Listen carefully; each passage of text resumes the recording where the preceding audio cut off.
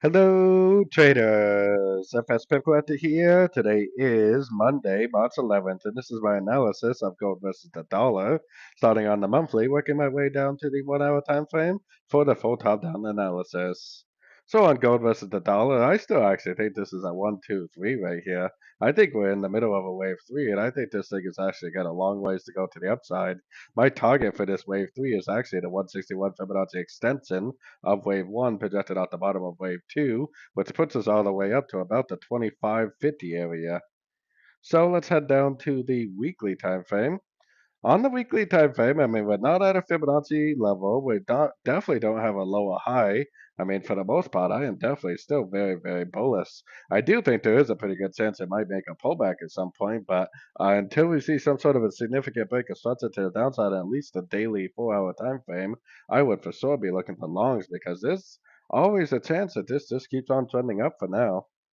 So going down to the daily time frame, on the daily time frame, I think this is a 1, I think this is a WXY of 2, and I think we're in a wave 3. And then on the shorter time frames, you can see the 1, 2, 3 right here. So we're obviously in a wave 3 of 3. We are at a Fibonacci extension, the 361.8, which seems like a likely place to make a pullback for a wave 4 and a wave 5. But if this really is a 3 of 3, which it definitely looks like it is, I mean, yeah, it may make a pullback, but it might just keep on making higher highs, higher lows on these higher and shorter time frames. So really, it might just keep on trending up. Going down to the 4 hour time frame. On the 4 hour time frame, I mean, like I said, pullback does seem likely, but for me, I wouldn't even think about going short at least until I see a break of structure on the 4 hour time frame.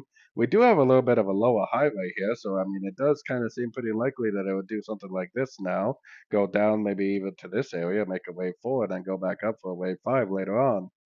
But the way this trend has been, I personally wouldn't even try to go short because there's always a chance it just keeps on making higher highs, higher lows.